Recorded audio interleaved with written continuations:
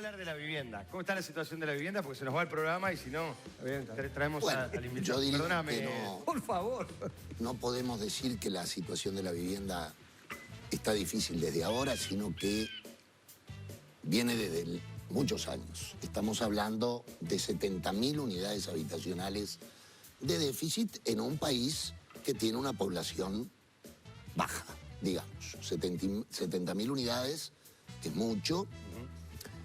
Lo segundo es que Uruguay, a nuestro juicio, tiene que discutir, Uruguay como cualquier país, en vivienda, un tema fundamental para la gente, que nosotros siempre decimos no hay que poner en la agenda solo vivienda. La vivienda está ligado al problema de la salud de la gente, está ligado al problema de la educación de la gente.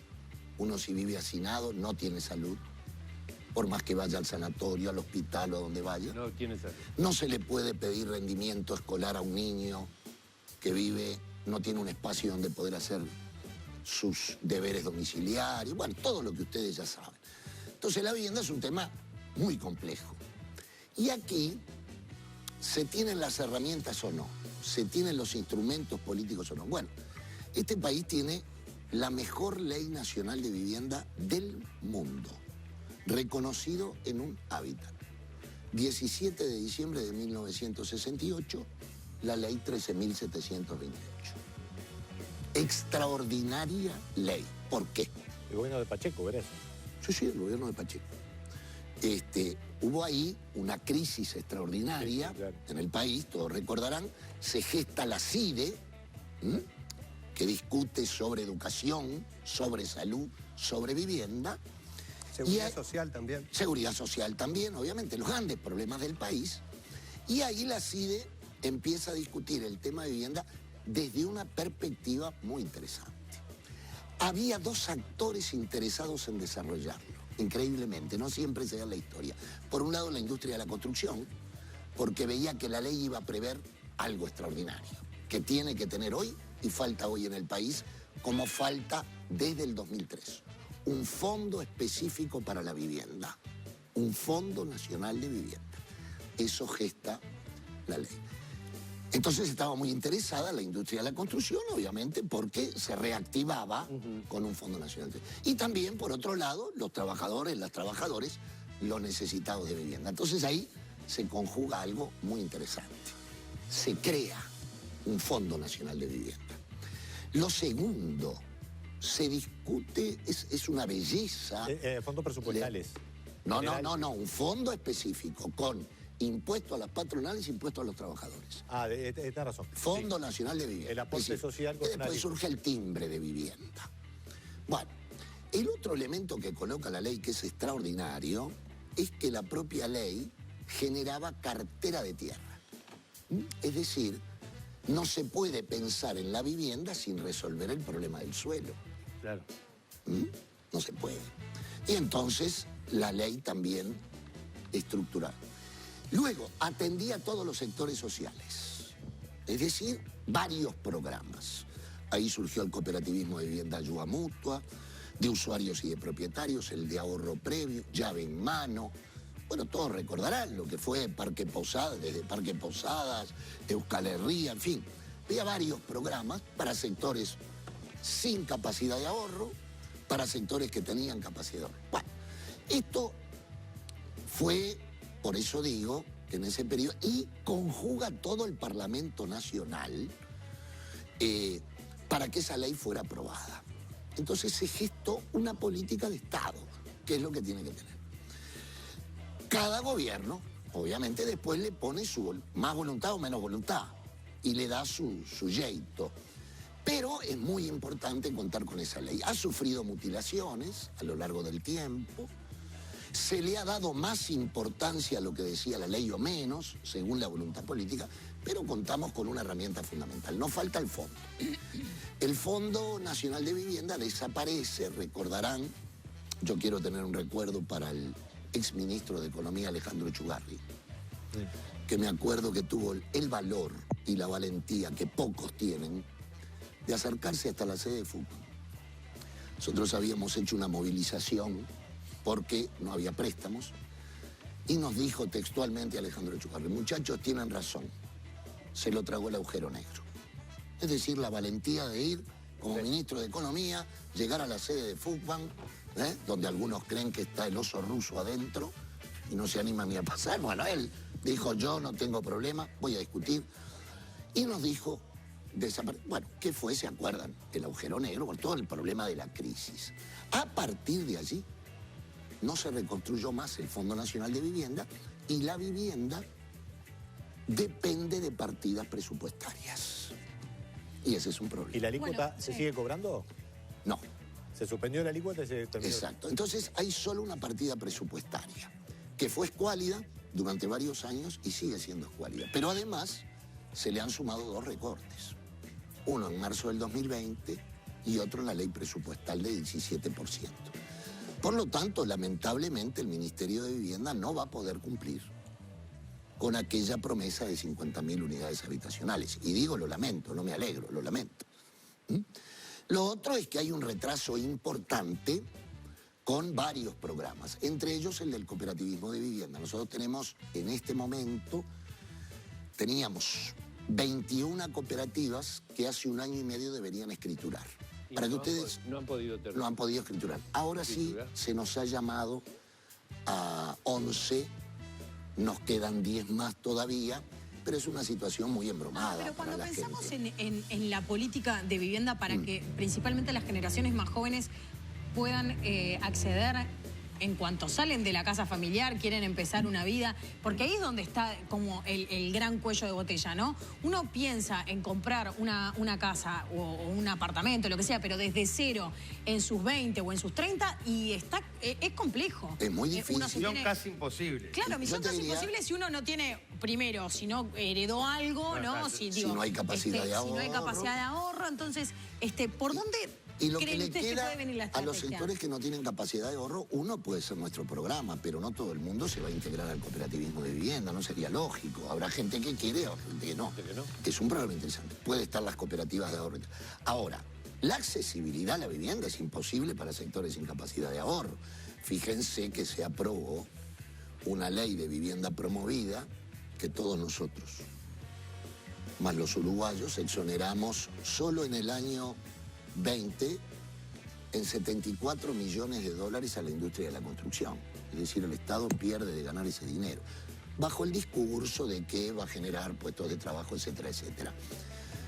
Pero si no regresa eso, y si hay recorte a la partida presupuestaria todavía, vos hoy, la ley de vivienda promovida, que salió en el 2011, por ahí 2012 creo, te está dando viviendas de 130.000 claro, dólares. 130.000 dólares y o sea, hay cifras, digamos, que uno pensaba que bajo la ley... Si no hay una fuerte...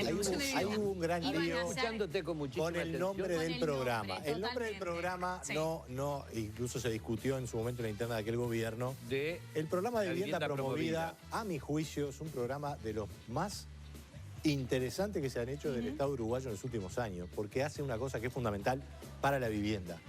Es recomponer la mancha urbana y empezar a construir lejos de la costa y un poco más para adentro para que la ciudad funcione mejor. Eso para la vivienda, Gustavo, es esencial. Perdón, solo una Estamos de acuerdo con el excepción. concepto. No, una excepción histórica.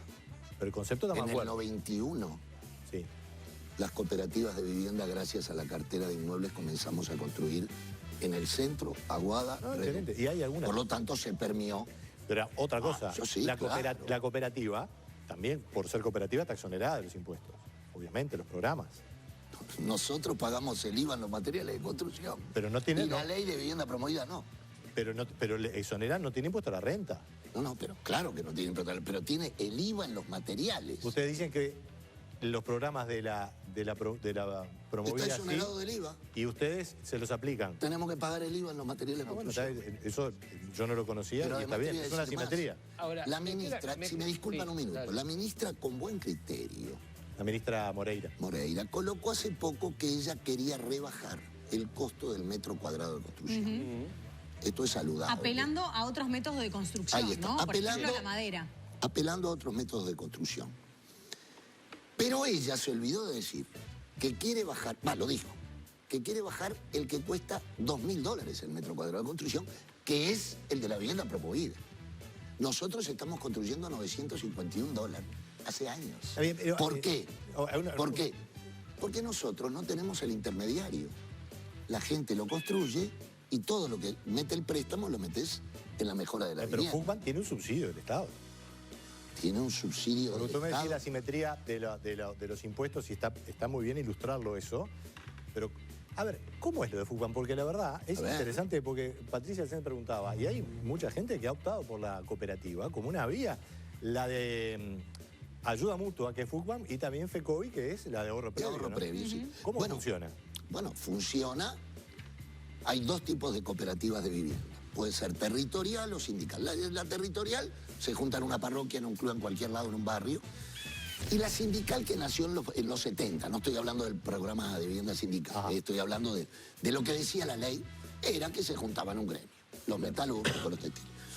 Luego de eso, la ley preveía que toda cooperativa debe contar con un instituto de asistencia técnica. Propuesta extraordinaria, porque si el Estado, el conjunto de la sociedad, vuelca un préstamo para la gente con necesidad de vivienda, se debe construir bien. Y te da la garantía de construir. Entonces la garantía ¿Y el subsidio dónde es? ¿En el préstamo? El subsidio es en el préstamo. ¿Qué es? ¿Una baja tasa? No, en este momento tenés subsidio a la permanencia, la ley de subsidio a la permanencia. Y es un interés que el legislador previó del 2%, que lamentablemente lo aumentaron. Pero entonces, lo más importante, y el abaratamiento estudiado por la Sociedad de Arquitectos, por la Facultad de Arquitectos, es que la gente se rompe el alma trabajando, aprende mucho, porque el comité de compra no tiene un gerente.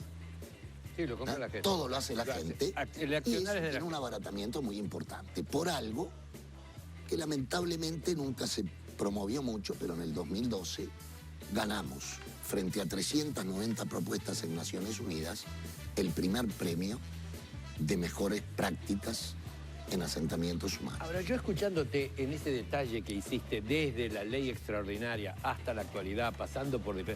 A mí me llama me pongo a pensar que desde Pacheco, después distintos gobiernos, la dictadura, después el regreso a la democracia y hoy estamos... Es decir, es un problema endémico en este país, que absolutamente todos los colores políticos y todas las filosofías y todos los modelos directamente no han estado de forma eficiente observando el asunto. Es fundamental y por eso si no hay, porque aquí partimos de esta base, uno puede creer que para los sectores que no tienen capacidad de ahorro es una inversión, es un gasto la vivienda. No, tiene que ser una inversión del conjunto de la sociedad para resolver lo que tenemos que resolver, que es vivir digna y adecuadamente. No estamos pidiendo jacuzzi, ni, ¿no? Bueno, y entonces sí, Puglia, se necesita un esfuerzo que hasta el momento no se ha hecho desde el punto de... Miren, nosotros aumentando, y termino, ni siquiera aumentando, hoy lo comentaba con él en la... El 0,1 del impuesto al patrimonio, si se sacara para el Ministerio de Vivienda, el Ministerio tendría entre 130 y 150 millones de dólares por año. ¿Cuál fue la contestación de la ministra? Estoy de acuerdo, pero el Poder Ejecutivo no me deja porque dijo que no iba a tocar impuestos. Y nosotros no estamos hablando de un nuevo impuesto.